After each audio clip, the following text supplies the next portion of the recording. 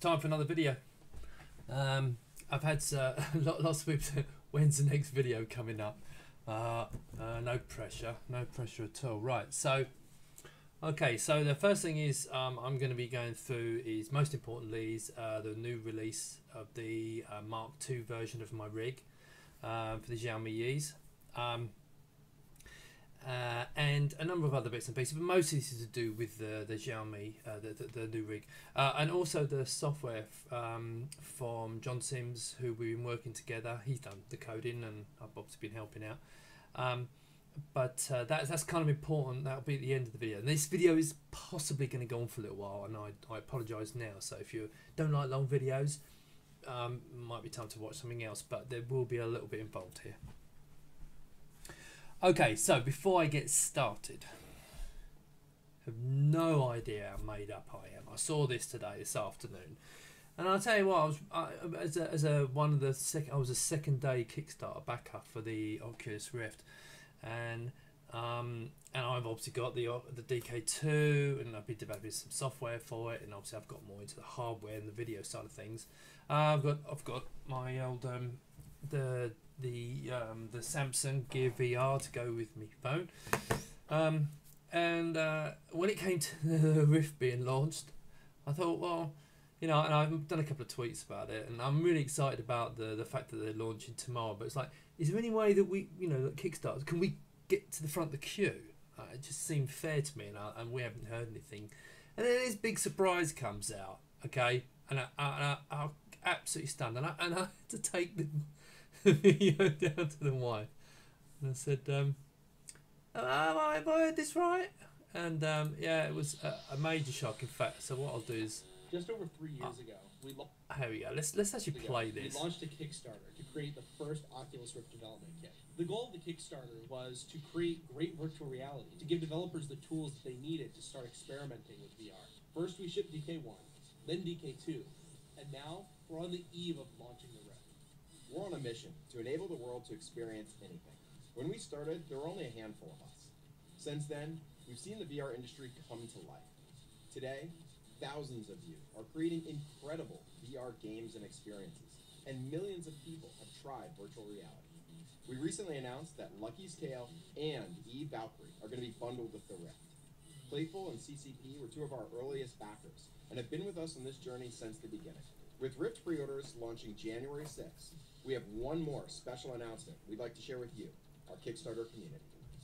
Every Kickstarter backer that pledged for a DK1 is going to be getting a Rift for free. Free! You guys were the earliest believers. We can't wait to see what you think. This year is going to be incredible for VR. Touch is launching later this year, and Gear VR is in the hands of people everywhere. So thanks for making a pledge and helping us change gaming forever. We'll see you in the Rift.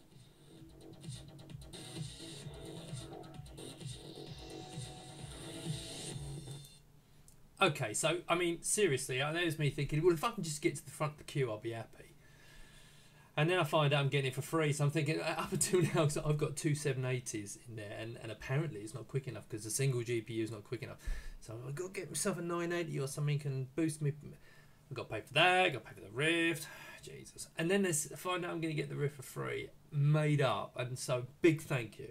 I wouldn't be doing this if it wasn't for the Rift. I mean, as soon as I saw it, I just thought, at last we can start again, and maybe, you know, who knows what's going to happen this time around. And they've done such an amazing job. They've had some grief about Facebook. I actually only saw Facebook as a good thing.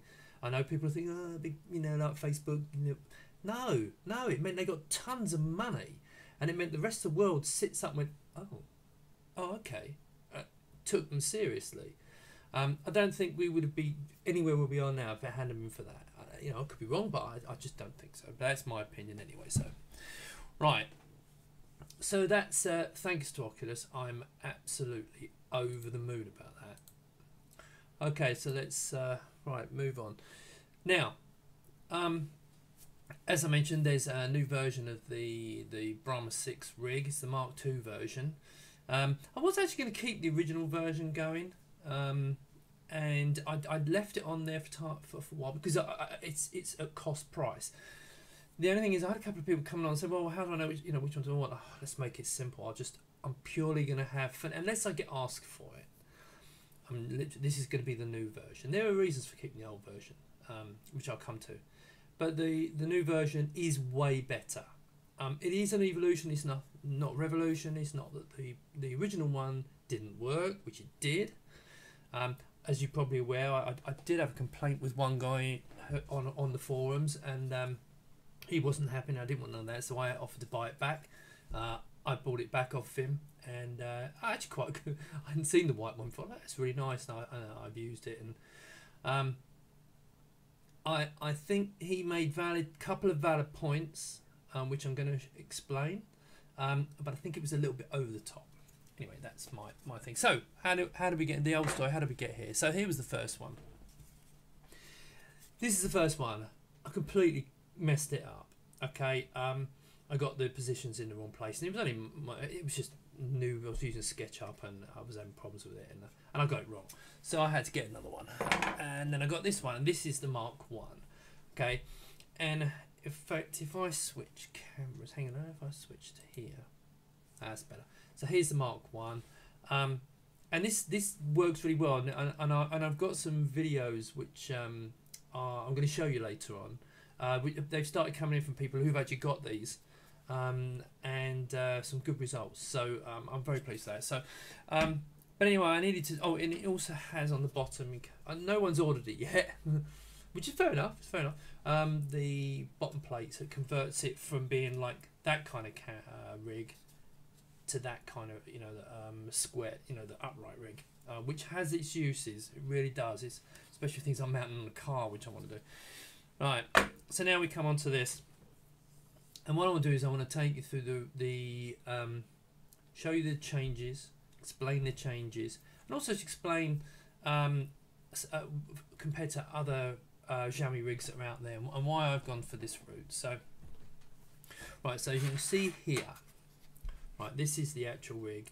The key thing about it was, in fact, I actually did this, and let me just try and hopefully this will show you. If there's any way I could think of just explaining it to people, which I did the other day, and I did it to test myself. If you imagine, right, each camera, okay, is a 4:3 aspect ratio. Okay, so basically what you've got, it's the best way of putting it. So the main thing you've got is a square at the front. So if you cut out the 3x3 instead of the 4x3, cut the centre of it out, you end up with a square, which is the main area of the camera. Now you have this overhang, which is the rest of the 4x3. Now what happens is, if you imagine that you're seeing this square, but this wraps around over the top of the other camera on the other side. Okay, so bear with me on this. Okay, so it wraps around. So where you've got on here, there's no bend. That flaps round there. Okay. Now, if you do that, the other version, the original Mark 1 version, even though they actually had overlap, they did have overlap. Okay, but it was in some places it was getting a bit tight. So it actually met like that. You see the gap? Now, if you hadn't got the cameras mounted spot on, and they because they didn't have a backstop, which I'll come to again, which is an improvement in this new rig, because they didn't have a backstop, there was a potential for the camera to twist in the rig, and when you see it, you got a split on the stitching. Okay, and so this upgrade was to cure that.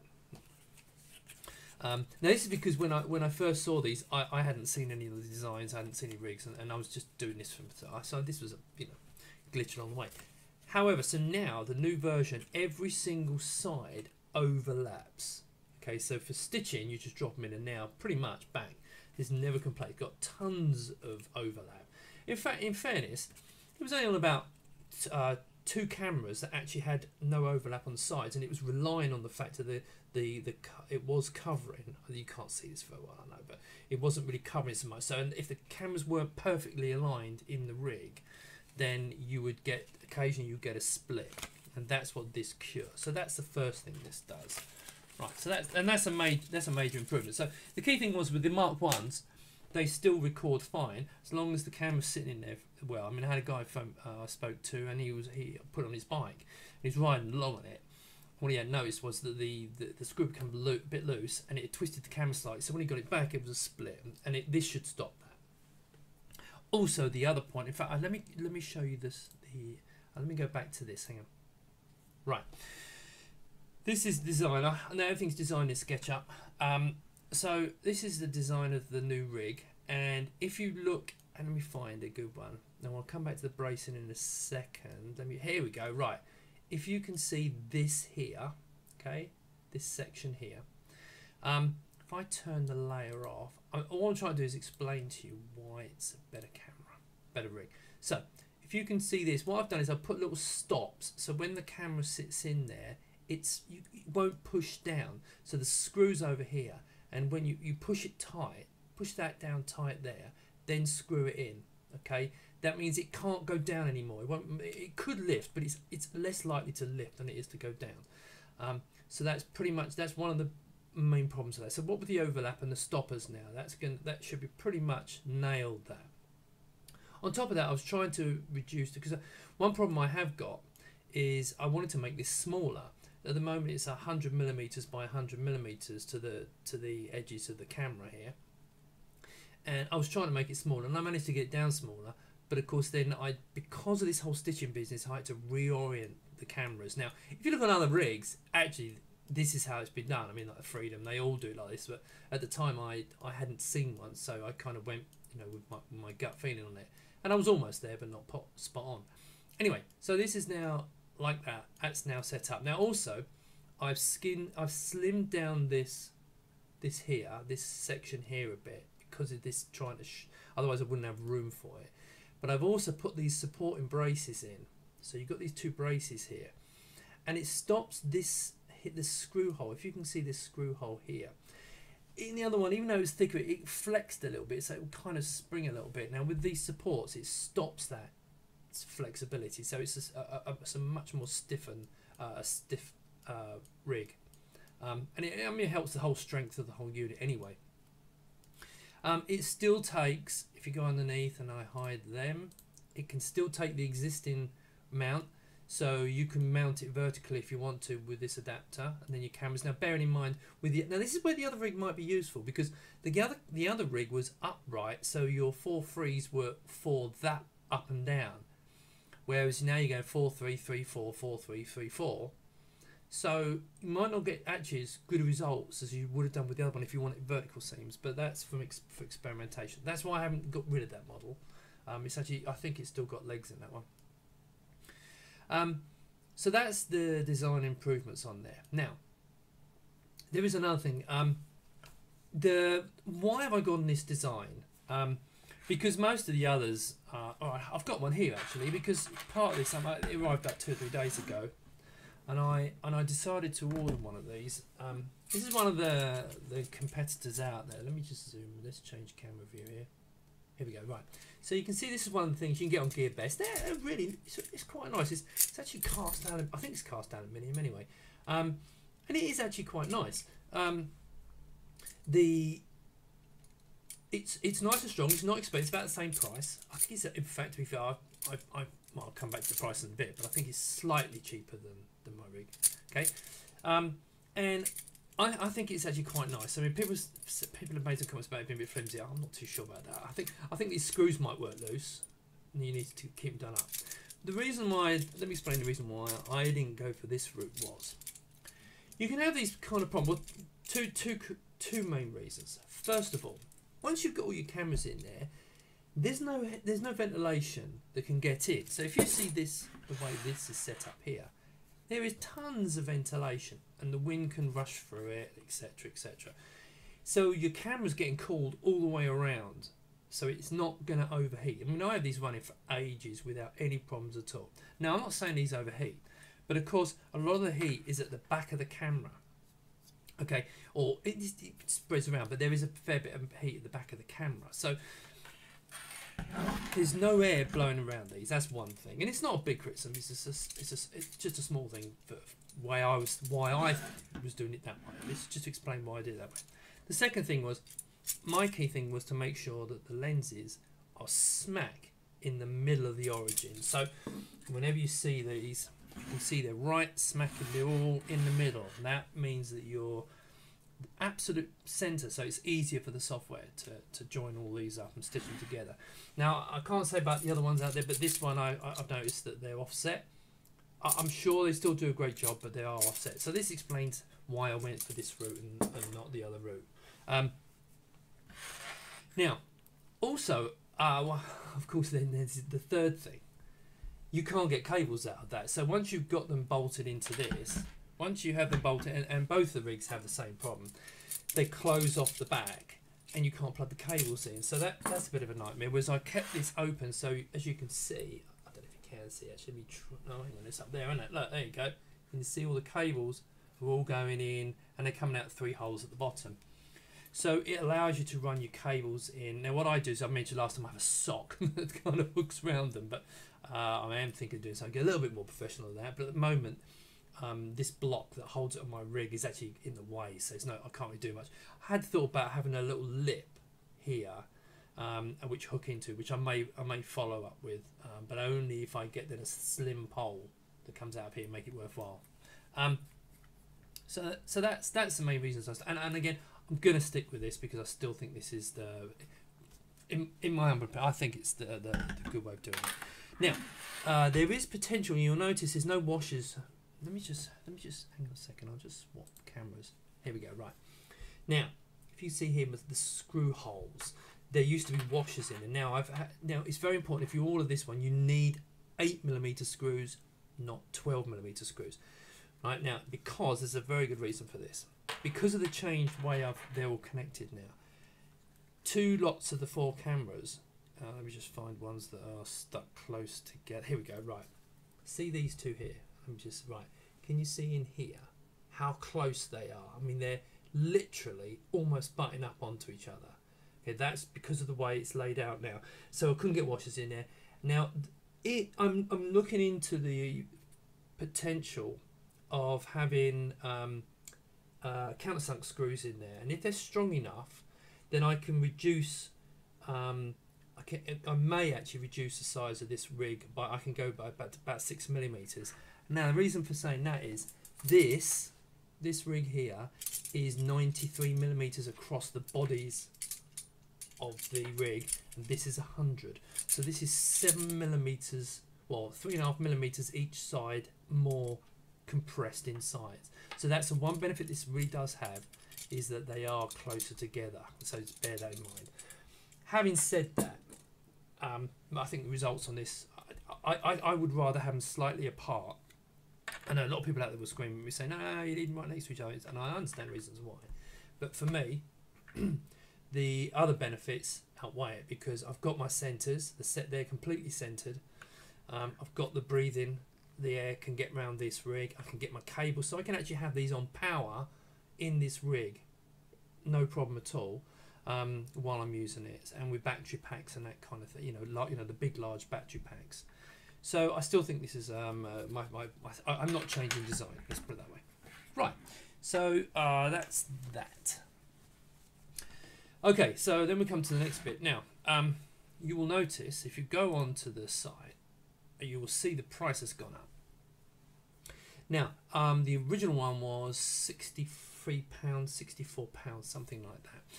And that was, as I said, because it was in beta, it was purely the printing cost. Let's get on. Yeah, there we go. That was purely the printing cost while it was in beta, and people were testing it. Just, I thought it was being fair. Excuse me a second. But now I've decided I want to pop a little bit of profit on it, and the reason for this is, well, first of all, the printing cost has gone up. Okay, these are now £74 to print, because obviously you can see there's a lot more material, and I've tried to get it down, but I want these to be strong. I still want them to be light, but I want them to be strong. So the printing cost is, I'm being open with everyone here, but I've stuck 20 quid on. Okay, so I put £20 on. So that basically, just see because obviously this has cost me quite a lot of money, not a huge amount, but quite a lot of money, and it would be nice to recoup some, and then I can spend it on other things because I've got other plans, etc. So I decided to chuck a bit more on. Now I am looking into the potential. I've actually been in touch with a couple of manufacturers of getting these injection molded. the problem is, as it's been explained to me, that the shape does not lend itself to injection moulding, which means a complete redesign. And to be honest, I don't think they actually reduce the cost that much. And by the time you pay for the mouldings, I don't see the point. Now, I'm going to look into potentially an aluminium route. I just can't see me getting the price actually any lower. I think this is actually a good price already. So it's at 90, as you can see, £95.46. It's basically the printing cost plus 20 quid. I don't think it's a lot to ask. So that would just, recoup a little bit. Right. So let's come to something new. You probably haven't. Well, actually, that's not true. I showed the other version of the software, didn't I? Right. So the first thing I'm going to do is go switch cameras. Now this software was written. It's actually a guy who bought the software. I've already explained this once before, but a guy called John Sims. He bought the software from me. Sorry, he bought the rig from me. And he said, we got talking about things, and we was talking about this other software, and how you can use these and connect them. And but basically, because it's a Linux box, there's so much you can do with it. And together we started playing with it. He writes writing the software because I'm working on a completely different set of software, and I haven't really had an awful lot of time to do this stuff. So the fact that he was really keen to do it was absolutely, I was really pleased. So I'll shut up and I'll just show you what it does. Right, so let's switch cameras so you can see what I'm doing. So, right. Okay, so now what I'm going to do is, I'm just going to log in now. I've shown you this before. It's called Foxfi, and it's basically a Wi-Fi router. Okay, and what we're going to do is we're just going to turn this Wi-Fi router on. Okay, and now I'm going to turn all the cameras on.